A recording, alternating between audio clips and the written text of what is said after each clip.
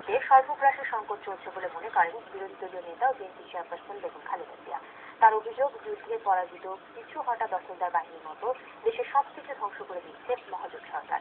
বৃহস্পতিবার গুলশান কার্যালয়ে ডাকা সংবাদ সম্মেলনে তিনি বলেন, শেয়ার বাজারে কালো টাকা বিনিয়োগের অনুমতি দিয়ে সরকারের 3 বছরের দুর্নীতিকে প্রাতিষ্ঠানিক রূপ দিচ্ছেন।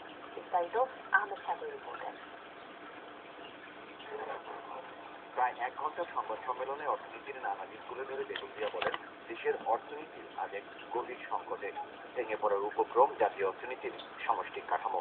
দেশে বিদেশি বিনিয়োগে স্থবিরতা, জ্বালানি সংকট, শেয়ার বাজারে লুটপাট, বৈদেশিক লেনদেনে ভারসাম্যহীনতা, বিদেশি মুদ্রার মজুদে ঘাটতি, রেমিট্যান্স প্রবাহে নিম্নমুখিতা, সর্বোপরি দ্রব্যমূল্যের ঊর্ধ্বগতিতে নাজুক অর্থনৈতিক পরিস্থিতির প্রেক্ষিতে জনগণের নাভিশ্বাস উঠেছে।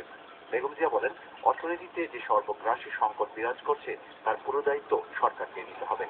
যুদ্ধে পরাজিত এবং পিছু হটে যাওয়া দখলদার বাহিনী যেমন জনপদের সকল স্থাপনা ও মূল্যবান সামগ্রী পুড়িয়ে ছারখাড় করে দিয়ে যায়, সরকার এখন সেরকম নীতি অবলম্বন করেছে। তারা রেখে যেতে চায় শূন্য কোষাগার, বিশাল ঋণের দায়, ভেঙে পড়া শিল্প, বাণিজ্য এবং ধসে পড়া শেয়ার মার্কেট। তারা এমন একটি পরিস্থিতির সৃষ্টি করছে যাতে দেশের মানুষ আর ঘুরে দাঁড়াতে না পারে।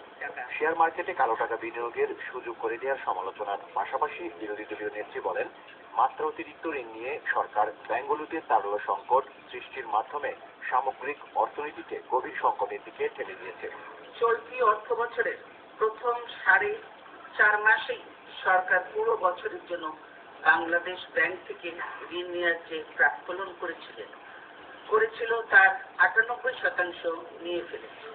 বাণিজ্যিক ব্যাংক থেকে যে পরিমাণ ঋণ নেওয়া হয়েছে তার ফলে বেসরকারি খাতে সৃষ্টি হয়েছে ঋণ দুর্ভিক্ষের।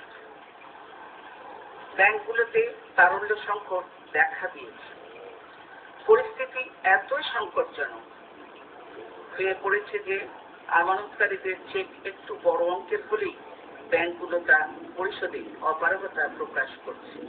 বিএনপি চেয়ারপারসন বলেন, সরকারের অপরিণামদর্শিতার কারণে 3 বছরের মধ্যে জ্বালানি তেল আমদানি ব্যয় দ্বিগুণ হতে চলেছে। এজন্য তিনি অপরিকল্পিতভাবে পিকিং পাওয়ার প্ল্যান্ট, রেন্টাল ও কুইক রেন্টাল বিদ্যুৎ উৎপাদন কেন্দ্র নির্মাণকে দায়ী করেন। আমদানিকৃত তরল জ্বালানি ভিত্তিক বিদ্যুৎ প্ল্যান্টগুলোর কাছ থেকে উচ্চ মূল্যে ক্রয় করা বিদ্যুৎ পাইকারি বাজার মূল্যে বিক্রয় করতে গিয়ে সরকারকে বিপুল অঙ্কের ভর্তুকি দিতে হচ্ছে। ফলে সরকারের কোষাগারের ওপর অসহনীয় চাপ সৃষ্টি হচ্ছে। এই সমস্যা মোকাবেলা করতে গিয়ে সরকারকে দফায় দফায় জ্বালানি তেলের দাম বাড়াতে হচ্ছে। বর্ধিত জ্বালানির দাম প্রতিফলিত হচ্ছে কেবল মূল্যস্ফীতি ও বর্ধিত পরিবহন খরচে নয়, বরঞ্চ অর্থনীতির প্রতিটি ক্ষেত্রে। বেগম জিয়ার অভিযোগ, ব্যর্থ পররাষ্ট্রনীতির কারণে পুরনো শ্রমবাজার প্রায় বন্ধ হয়ে যাওয়ার পাশাপাশি নতুন কোনো বাজারের সন্ধান আজও করতে পারেনি সরকার। এছাড়া গত অর্থ বছরের তুলনায় চলতি অর্থ বছরের প্রথম প্রান্তিকে কৃষি ঋণ বিতরণ 19% কমে যাওয়ায় সরকারের সমালোচনা করেন বিরোধী দলীয় নেত্রী। আহমেদ সাগর, এনটিভি নিউজ, ঢাকা।